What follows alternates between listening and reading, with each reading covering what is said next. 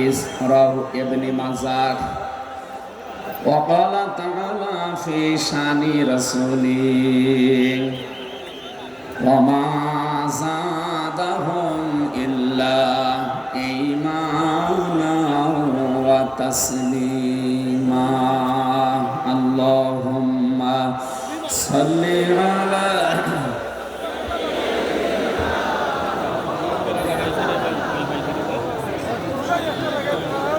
وعلى آل سيدنا مولانا محمد بلغ العلا بكماله كشف الدجى بجماله حسنت جميع خصاله صلوا عليه وآله আলহামদুলিল্লাহ।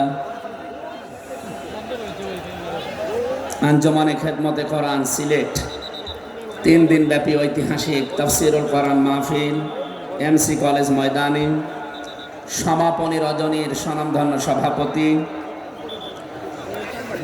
এ মাহফিলে তাফসীর পেশ করবেন আন্তর্জাতিক খ্যাতিসম্পন্ন মুফাসসিরে কোরআন হাজার হাজার আলেমের উস্তাদ শায়েখ সৈয়দ কামাল উদ্দিন জাফরি আতালাল্লাহু উমরাহু ওয়া বারাকাল্লাহু ফি হায়াতি। সকলে বলেন আমিন। এখানে তাফসীর পেশ করবেন মুফাসসিরে কোরআন আল্লামা ইসহাক আল মাদানী।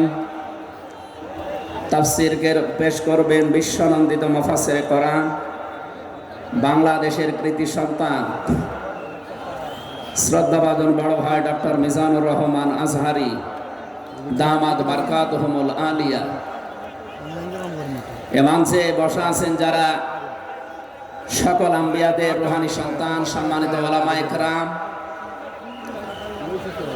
সামনে বসা মুসলমান ভাইরা, পর্দার আড়ালের সম্মানিতা মা এবং বোনেরা, প্রশাসনের ভাইরা, গোয়েন্দা বিভাগের দায়িত্বে যারা আছেন, বিশেষ করে এই মাহফিলের বরেণ্য সদস্য যারা, স্বেচ্ছাসেবক বিন্দু,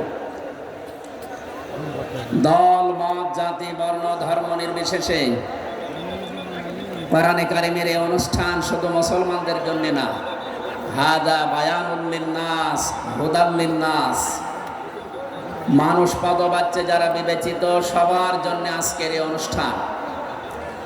যদিও মুসলমানেরা এটা সাজিয়েছে, সিলেট সহ আশপাশের 8-10টা জেলা থেকে আমরা জানি এখানে মানুষ এসেছে কোরআন শোনার জন্য।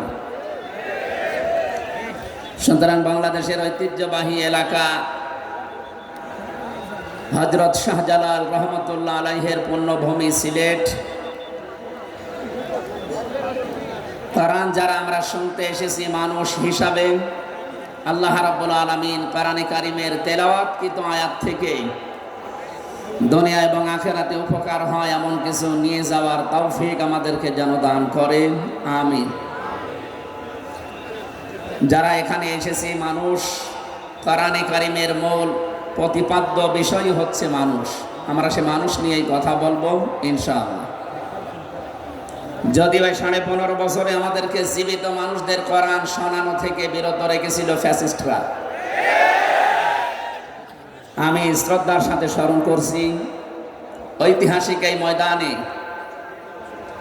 বিশ্বনন্দিত মুফাসসিরে কোরআন শহীদ আল্লামা দিলওয়ার হুসাইন সাইদি রহমতুল্লাহ আলাইহি। আমি তার সাথে জেলখানায় দীর্ঘদিন 3টা বছর পাশাপাশি ছিলাম।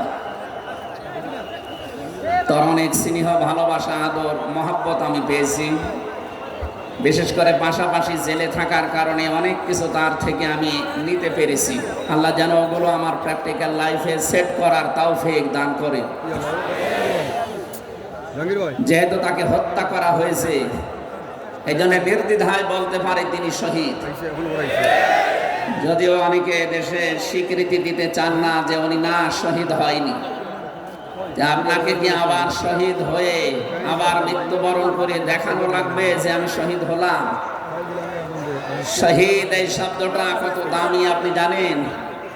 কোরআনে কারিমে রব্বুল আলামিন বলেন ওয়ালা তাকুলু লিমান ইয়াকতালু ফি সাবিলিল্লাহি আমওয়াত বাল আহইয়াউ ওয়ালাকিন লা তাশউরুন। সূরা বাকারা 2 নাম্বার পারা 2 নাম্বার পৃষ্ঠার 12 নাম্বার লাইনে আছে এটা। আল্লাহ বলেন মুখ দিয়ে বলবা না যারা আমি আল্লাহর জন্য শহীদ হয়েছে তারা মরে গেছে মৃত্যুবরণ করেছে তারা মৃত, এ কথা বলবা না, বরং তারা জীবিত কিন্তু তোমরা টের পাও না। মুখের পরে মানুষের তো অন্তরে একটা ধারণা নিয়ে আসতে পারে, এই জন্য মহান আল্লাহ অন্তরে ধারণা করতেও নিষেধ করেছেন। ولا تحسبن الذين قتلوا في سبيل الله أمواتا بل أحياء عند ربهم يرزقون। সূরা আলে ইমরান 4 নাম্বার পারার 11 নাম্বার পৃষ্ঠা 9 নাম্বার 169 নাম্বার আয়াতে আছে। আল্লাহ বলেন ধারণাও করবা না যারে আমি আল্লাহর জন্য শহীদ হয়েছে জীবন দিয়েছে এই মানুষগুলো মারা গেছে, ধারণাও করবা না। মুখে তো বলাই যাবে না, অন্তরে ধারণাও করা যাবে না।